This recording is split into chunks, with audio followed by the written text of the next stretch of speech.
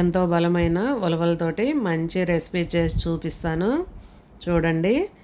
ఈ ఉలవల్ని రాత్రి తీసుకొని నానబెట్టుకోవాలి. ఇప్పుడు ఓవర్ నైట్ నానాలి. 1 గ్లాసు ఉలవలు తీసుకొని మంచిగా శుభ్రంగా కడిగి 4 గ్లాసులు నీళ్లు పోసి పెట్టుకొని నానబెట్టేసి ఉదయం లేచిన తర్వాత కుక్కర్లో 4 విజిల్లు వచ్చే వరకు ఉడకబెట్టాను. అలా ఉడికించిన తర్వాత ఇదిగోండి ఇలా స్ట్రైన్ చేసుకున్నాను. నీళ్లు సపరేట్గా, ఉలవలు సపరేట్గా వచ్చినాయి. అప్పుడు ఈ నీళ్ళల్లో కొంచెం చింతపండు, ఉప్పు వేసి బాగా నాననిచ్చి కలిపి పెట్టేసుకున్నాను. చింతపండు తొలకలు తీసివేయండి. అలా తీసివేసిన తర్వాత అవి పక్కన పెట్టుకొని ఇప్పుడు తాలింపుకి ఆయిల్ వేసుకొని తాలింపు గింజలన్నీ వేసి ఎండుమిర్చి, తెల్ల ఉల్లిపాయ, కరివేపాకు, ఆవాలు, జీలకర్ర ఇవన్నీ కలిపి వేసుకోండి. తాలింపు బాగా కాగితేనే టేస్ట్ బాగుంటుంది. ఈ చిన్న టిప్పు మర్చిపోవద్దు, తప్పకుండా గుర్తుపెట్టుకొని తాలింపు బాగా కాగిన తరువాతే రసము దీనిలో వేయండి. అప్పుడు టేస్ట్ బాగుంటుంది. ప్లీజ్ అండి వీడియోని చివరి వరకు చూడండి. కొత్తగా చూసేవాళ్ళు నచ్చితే సబ్స్క్రైబ్ చేసుకోండి, లైక్ చేయండి. వీడియో ఎలా ఉందో మీ ఫ్రెండ్స్కి షేర్ చేసి, మీ బంధువులకు షేర్ చేసి కామెంట్ చేయండి. నేను పెట్టిన ఈ ఉలవచారు మీరు కూడా తప్పకుండా ట్రై చేసి మీకు ఎలా వచ్చిందో తప్పకుండా కామెంట్ చేయటం మర్చిపోవద్దు.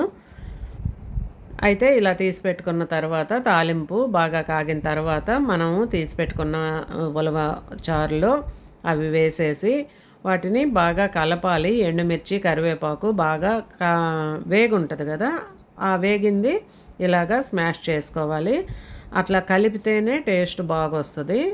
మనము చేయబెట్టేది ఏముంది కలపపోయినా ఏం కాదు అని అలా అనుకోవద్దు. కలిపితేనే టేస్ట్ బాగుంటుంది. చూడండి ఇలా కలిపిన తర్వాత దానిలోకి మసాలా పొడి కోసం ధనియాలు, మిరియాలు, జీలకర్ర, ఇంకా తెల్ల ఉల్లిపాయలు ఇవి మాత్రమే సరిపోతాయి. అవి కాగుతూ ఉంటాయి కదా, కొంచెం ధనియాలు వేడెక్కుతాయని నేను ప్లేట్ మీద వేస్తున్నాను. ఇలా ప్లేట్ మీద వేసి కొంచెం సేపు ఉంటే ఆ ధనియాలు కూడా వేడెక్కుతాయి.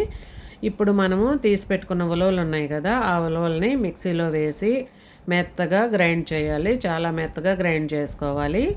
కొంచెం కొత్తిమీర కూడా నేను దాంట్లోనే వేసి గ్రైండ్ చేశాను. ఎందుకంటే కొత్తిమీర స్మెల్ తోటి ఉలవచారు టేస్టీగా బాగుంటాయి అని అలా చేశాను. మీరు కూడా అలా చేయండి. ఇదిగో ఇలా తెరలుతున్నాయి కదా, తెరలేటప్పుడు ఈ మనం కలిపి పెట్టుకున్న పేస్ట్ని ఇది వేసేసి మొత్తము దాన్ని బాగా కలపండి ఉండలు లేకుండా. ఇలా కలిపిన తర్వాత మీడియం ఫ్లేమ్ మీద బాగా చిక్కగా అయ్యేంత వరకు ఉడికించండి. అలా బాగా తిక్కుగా వస్తేనే ఉలవచారు టేస్ట్ బాగుంటుంది. ఈలోపు అవి కాగేలోపు మనము ధనియాలు అవి తీసి పెట్టుకున్నాం కదా, వాటిని రోట్లో కానీ లేదా మీరు మిక్సీలో అయినా వేయాలనుకుంటే వేయండి. నేనైతే రోట్లో దంచాను. రోట్లో దంచి ఇదిగోండి చూడండి ఇంత తిక్కుగా అయిన తర్వాత ఆ పొడి వేసుకోండి. ఉలవచారు బాగా తిక్కుగా అయితేనే టేస్ట్ బాగుంటుంది. మనము చూస్తున్నాం కదా ఫంక్షన్స్లో, పెళ్ళిళ్ళలో వాళ్ళకి తిక్కుగా అలాగ ఎలా వస్తుంది అనుకుంటాం కదా, మనము వాళ్ళు ఏదో పౌడర్లు అవి వాడతారు, కానీ మనము ఇంట్లోనే అలా వచ్చేటట్టు చేసుకోవచ్చండి. నేను చెప్పిన పద్ధతిలో తప్పకుండా ట్రై చేయండి. లాస్ట్ కొంచెం కొత్తిమీర వేసుకొని దించేసుకుంటే మన ఉలవచారు రెడీ అయిపోయింది. చాలా టేస్టీగా ఉంటుందండి. వేడి వేడి అన్నంలో కానీ లేదా చల్లారిన తర్వాత కానీ వేసుకొని అన్నంలో తింటే చాలా బాగుంటుంది. తప్పకుండా ట్రై చేయండి. వీడియో నచ్చితే ప్లీజ్ లైక్ చేయటం మర్చిపోవద్దు. సబ్స్క్రైబ్ చేసుకోండి కొత్తగా చూసేవాళ్ళు. మీరందరి సపోర్ట్ వల్లే నేను 1000 రీచ్ అయ్యాను సబ్స్క్రైబర్లు. ఇంకా కావాలని ఆశిస్తున్నాను.